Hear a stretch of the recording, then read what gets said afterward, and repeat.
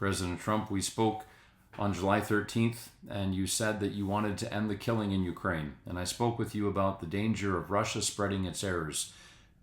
Little did we both know what would happen that day. It's also the day of the anniversary of the Fatima apparition, when Our Lady spoke about Russia spreading its errors. Little did we know that a bullet would graze your ear and almost take your life. Mr. President, there are many of us who support you, but your life was not spared that day in order that you would hand the child over to the wolf. Your life was spared that day in order for you to do great good for those who cannot defend themselves. The good in our world this day is to restrain Russia's evil and its errors, and to defend the weak and those who look to us in our nation for freedom and life, and that is Ukraine. These are the words that I'd like to share with you and with members of your team, and I hope you will take some of this into consideration. I continue to pray for your government and your execution of the great responsibility that God has placed on your shoulders. God love you.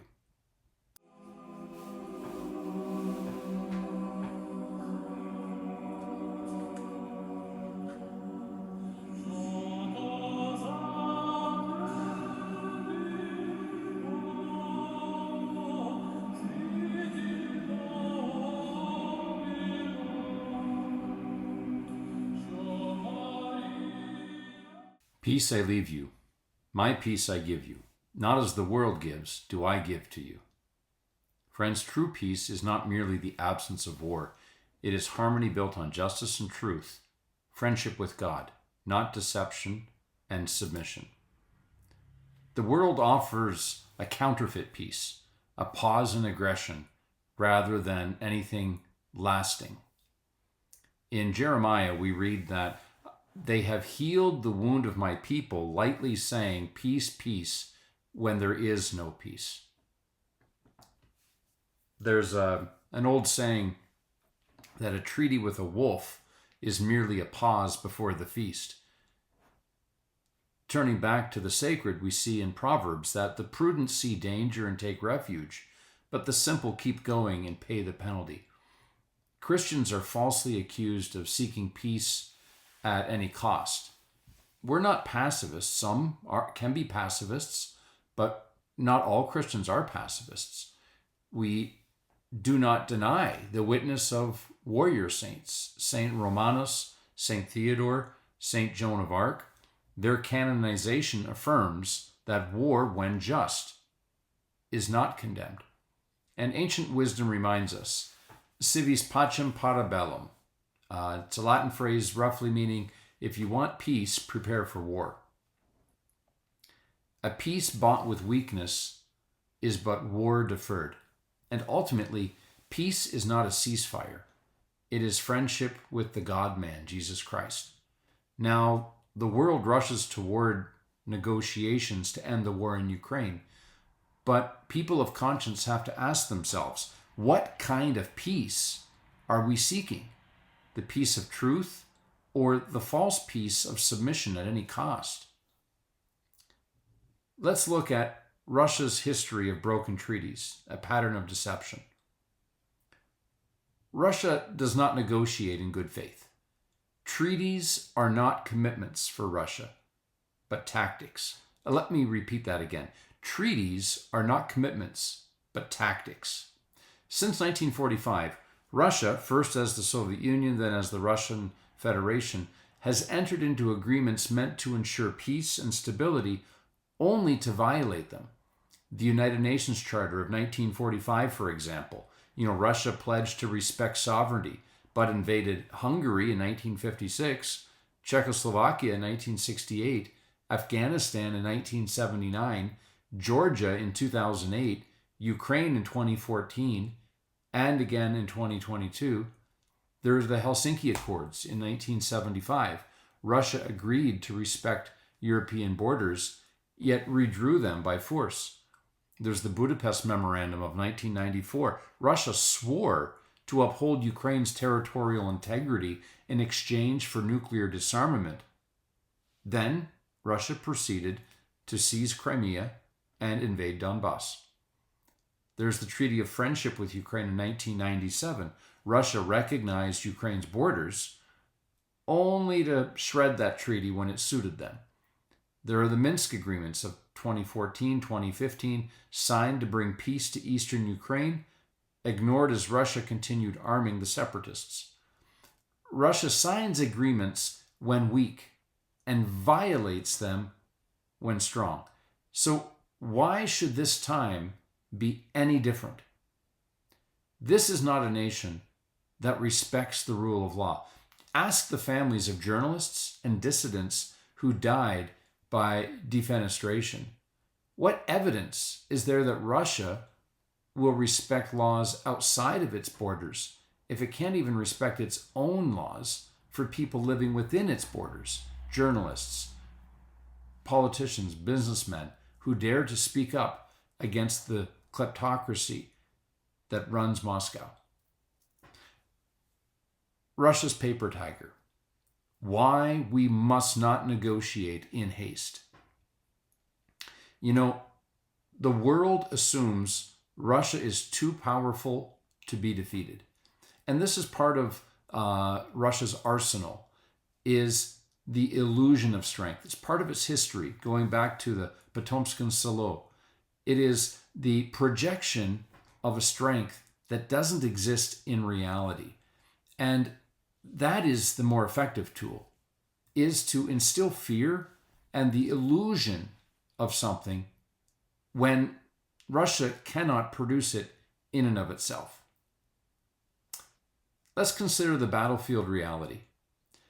Here we have a superpower, quote unquote, is losing to a nation fighting with its hands tied behind its back by all kinds of Western restrictions on the use of its arms. Russia's army is much larger than Ukraine's. Yet, for a nation that was supposed to finish this special military operation in 2 days, we're now entering the third year. Another point, Russia's military is exhausted.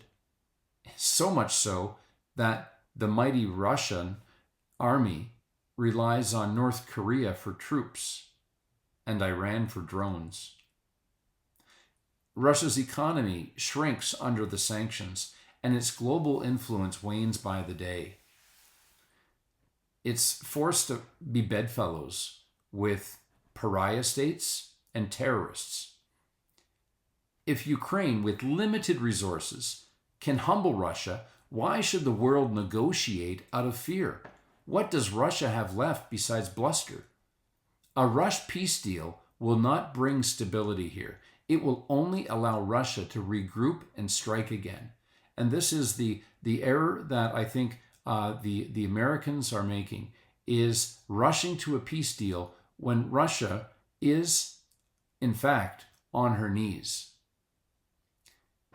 Let's take a look at Russia's belligerence towards its neighbors. Russia's aggression is not new. For decades, it has sought to subjugate its neighbors. In Georgia, in 2008, it invaded under the pretense of protecting separatists, still occupying Abkhazia and South Ossetia to this day.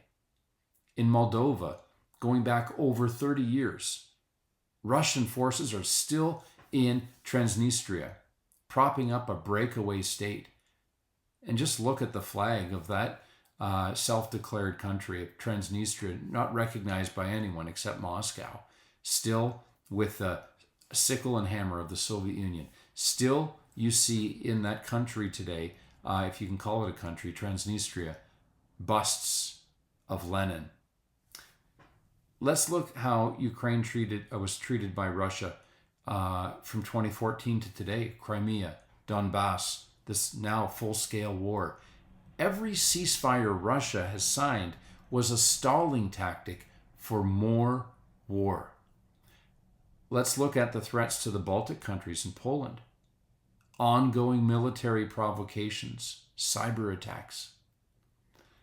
Every nation that trusted Russia's word has paid the price. So why should Ukraine be the exception? Ukraine has already given up its nuclear arms. It's already lost 20% of its land. And it's already lost the best of its young generation, now maimed or killed.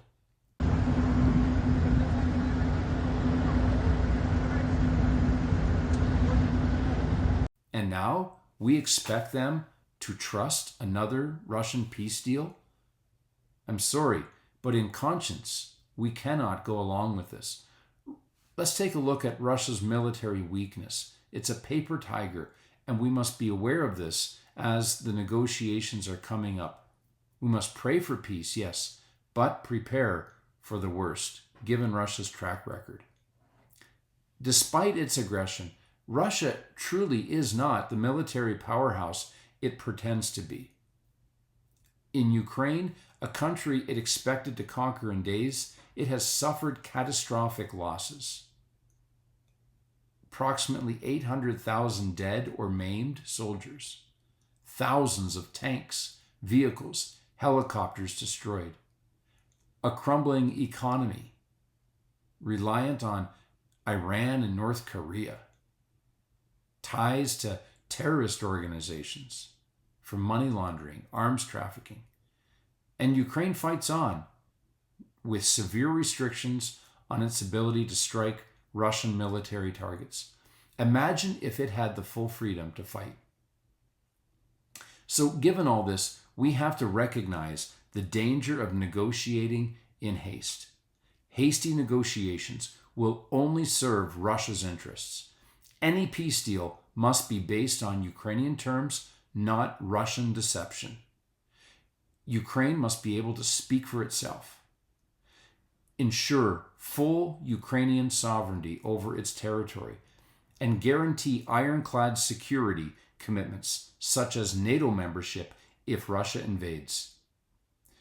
Hold Russia accountable for war crimes, including reparations and the use of frozen Russian assets for Ukraine's reconstruction. There should be a Nuremberg-like trial by which Russia is forced to acknowledge its past errors of the 20th century and take responsibility for it, and for the continuation, take responsibility for the continuation of those errors today in the form of global aggression, kleptocracy, and the support of terrorism. Furthermore, Putin must retract his glorification of that atheistic hellscape known as the Soviet Union. Until this happens, the errors of Russia that Our Lady of Fatima predicted will continue. When you go to confession, you need to renounce your sin, confess it, have a firm purpose of amendment. The same is true with nations. If nations wish to be renewed by the cleansing water of Christ and his blood, they, like individuals, must renounce their sins. And Russia certainly has that from the 20th century, and especially now with Ukraine, of all these innocent children it has kidnapped and the women and men it has murdered. Finally, Russia, to be a true friend of peace, must extend freedom of religion to Catholics in Russia, especially Ukrainian Catholics, who have never been legalized there since 1596. Without these, any true peace deal is merely a pause before the next war. This is a call to wisdom. The world must not abandon its principles. Russia has never honored its word. Rushing into negotiations at this point would be a betrayal of those still fighting for freedom. If we simply allow Ukraine to use the weapons of self-defense we have supplied to her, she will win this war, though outnumbered on the battlefield, because Russia is bleeding resources and manpower. Given this, why would we negotiate from a position of weakness? Now, negotiations will happen, but only when Ukraine decides and on its terms. Any attempt to exclude Ukraine, which has the most to lose in this, is an insult to her dignity as a nation of free sons and daughters of God. The denial of her nationhood happened at the Treaty of Versailles after the First World War. She, along with Poland, was sacrificed on the altar of expediency at the Yalta Conference after the Second World War. She has bled enough as the cork in the bottle of Europe, holding back the errors of Russia, and she now deserves to be treated as a sovereign nation at the negotiation table. Russia is the paper tiger in this scenario. Ukraine fights for all of us. History is on the side of the just. My friends, the West must stand firm. Every treaty Russia has signed has been a tool of deception, not an instrument of peace. And in these next few weeks, we will hear peace, peace. And we must think of Jeremiah chapter 6. Peace, peace, they cry, but there is no peace. If you want peace, prepare for war, as the Romans said. A peace bought with weakness is but war deferred. True peace is not a treaty. It's found in justice, truth, and friendship with one's neighbors, and ultimately with God. But if we cannot love our neighbor whom we can see, then how can we love the God whom we cannot see?